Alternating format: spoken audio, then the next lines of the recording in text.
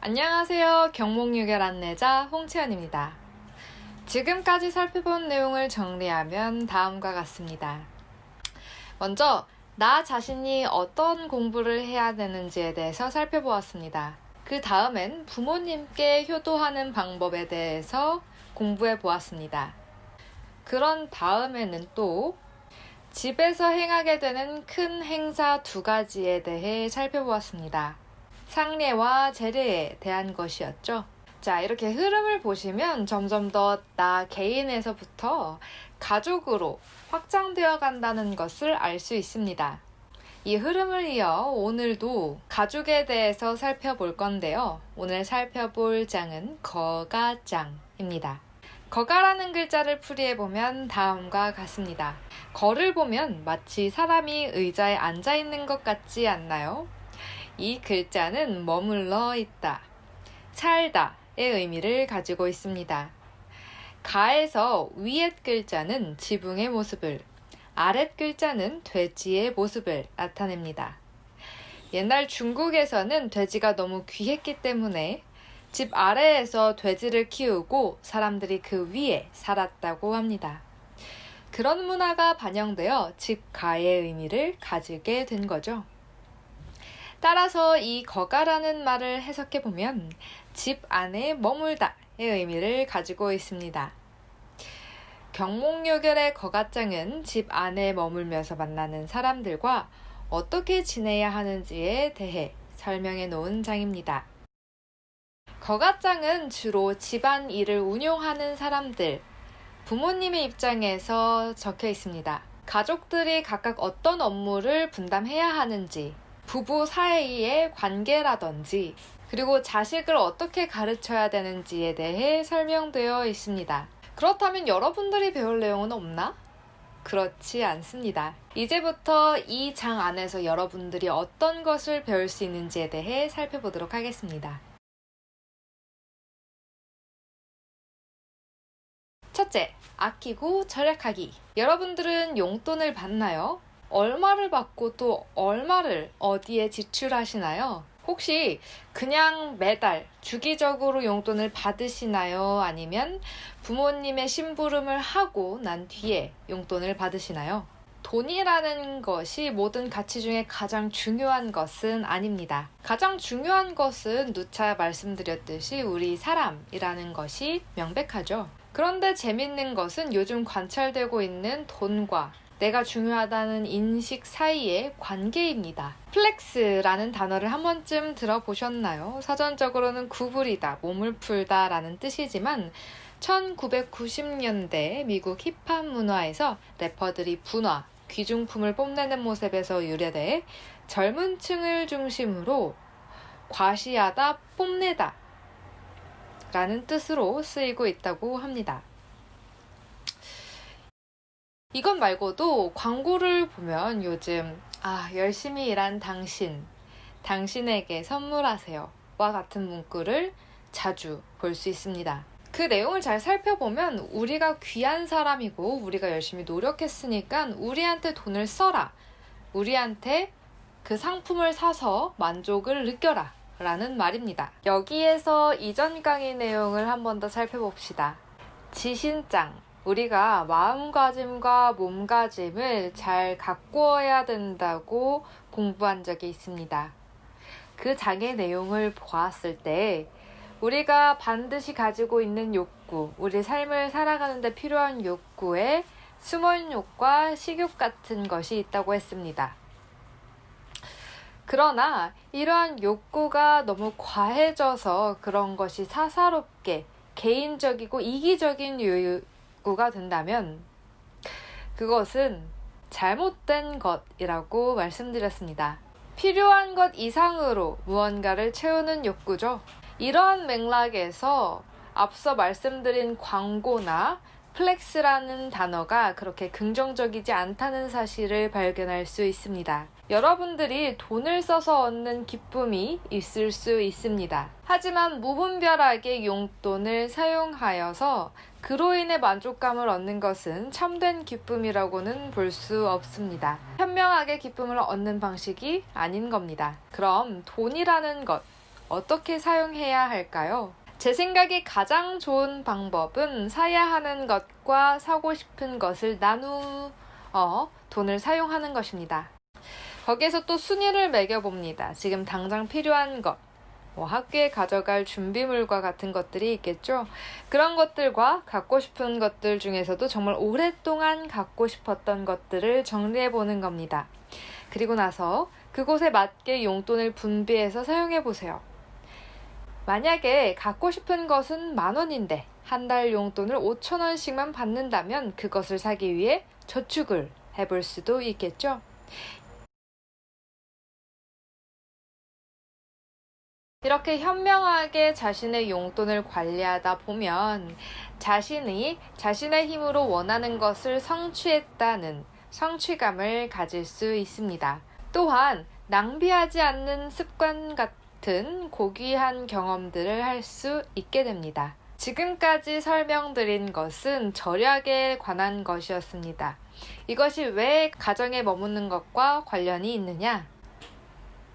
우리가 가족들과 함께 살아가기 위해서는 그만큼 가족을 운영하는 데 들어가는 비용이 있기 때문입니다. 물론 당장 여러분들이 가족들의 일을 운영하지는 않지만 나중에 여러분들이 가정을 꾸리게 됐을 때 여러분들이 가졌던 수입으로 그 가족들과 행복하게 살아가기 위해서는 지금부터 꾸준하게 용돈을 저축하고 아껴 쓰고 낭비하지 않는 습관을 들이는 게 좋은 거죠.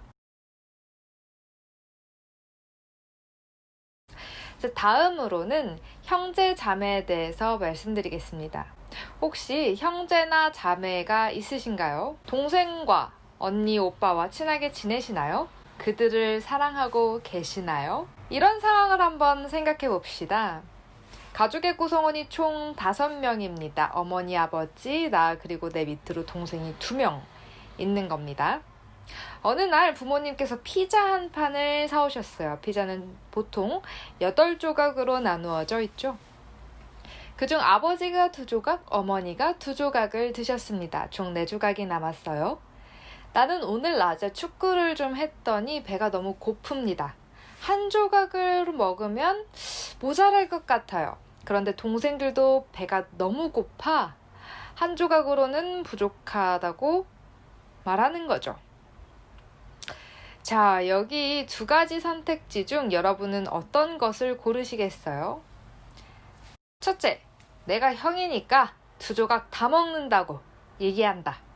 나머지 한 조각도 3등분을 해서 동생들과 나눠 먹는다. 율곡 선생님이었다면 아마도 2번째 답을 선택하셨을 겁니다. 왜냐하면 율곡 선생님은 형제들이 하나의 몸이라고 생각하셨기 때문입니다. 구체적으로는 이렇게 설명하셨어요. 자, 수긍이 되시나요? 내가 팔이고 두 동생이 다리라고 생각을 했을 때 팔에서만 힘이 나서 괜찮겠어요? 다리에도 힘이 가야겠죠? 그래야 힘차게 걸어갈 수 있습니다. 물론 신체적인 차이로 동생보다 내가 더 배가 고플 수는 있는데요. 그러나 내가 그렇게 행동함으로써 동생들과의 갈등이 생긴다면 그 상황은 옳지 않은 상황이 됩니다. 그런 상황은 최대한 피하는 것이 옳겠죠. 이렇게 형제들은 한 몸이기도 하고 서로의 잘못을 지켜보는 사람들이기도 합니다. 가장 가까이에서 지켜보는 사람이에요. 형제 중 한 사람이 부모님께서 하지 마라 라고 말한 것을 행동할 때가 있습니다. 형이 그럴 수도 있고 동생이 그럴 수도 있어요. 그때 여러분은 어떻게 행동하시나요? 엄마, 얘가 이렇게 했어요. 엄마, 형이 이렇게 한 거예요. 하고 이르시나요? 혹은 그 어느 때보다 끈끈한 동맹을 맺고 같은 팀이 돼서 서로 잘못한 것을 숨겨주나요? 사실 가장 좋은 것은 만약 여러분 스스로가 그 행동이 잘못되었다는 생각이 든다면 형제들에게 그 소식을 알리고 그만두게 해야 합니다. 아까 말씀드렸듯이 우리는 한 몸이잖아요. 내가 잘못한 것이 아니라고 해서, 나의 생각이 아니라고 해서 그냥 지나쳐버리는 것은 나는 팔이고 쟤는 다리니까 제가 다치더라도 난 상관하지 않겠어 라고 생각하는 것과 같습니다. 우리 신발에 돌이 들어가 발이 아플 때, 혹은 발에 가시가 박혔을 때 발로만으로 그것을 제거하기는 쉽지 않습니다. 팔이 도와줘야 해요. 그것처럼 우리는 우리들의 형제가 가시 박힌 일을 했을 때 그 가시를 숨기기보다는 뽑아주는 역할을 해줘야 합니다. 자, 아까 질문 드렸어요. 여러분들이 형제를 사랑하냐고 질문 드렸었는데요.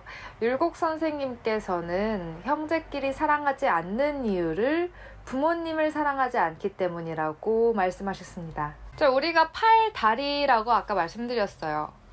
그렇다면 몸통은 바로 부모님이겠죠? 물론 머리도 마찬가지입니다. 머리도 중요하죠. 머리가 부모님일 수도 있습니다. 나무로 보면 줄기가 부모님이고 거기에서 나온 가지와 이파리가 우리들이라고 생각하면 됩니다. 만약에 내가 하나의 열매, 이파리, 가지로서 내가 속해 있는 그 줄기 자체를 자랑스러워하고 사랑한다면 그 줄기에서 똑같이 나 있는 다른 이파리들과 가지를 사랑하겠죠. 그것처럼 나와 피를 나눈 형제들을 사랑하는 것이 당연하다는 것.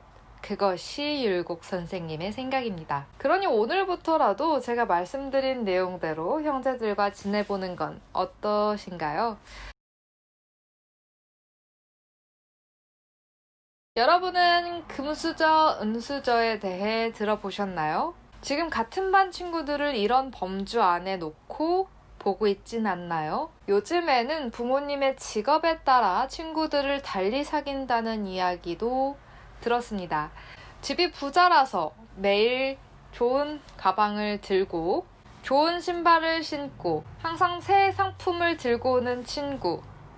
스스로는 으쓱하신가요? 그리고 그 친구를 바라보는 다른 친구들은 조금 소심해지나요? 율곡 선생님은 이에 대해 다음과 같이 말씀하셨습니다. 간혹 뉴스에 보면 조그만 김밥 장사를 하시는 할머니께서 대학에 정말 큰 금액의 장학금을 기부하셨다는 소식을 듣기도 합니다. 또 자신이 부자가 아닌데도, 부유하지 않은데도 다른 사람들을 지속적으로 도와주는 사람들의 소식을 볼 수도 있습니다. 이런 분들은 돈이 없는데도 왜 기부를 하는 걸까요?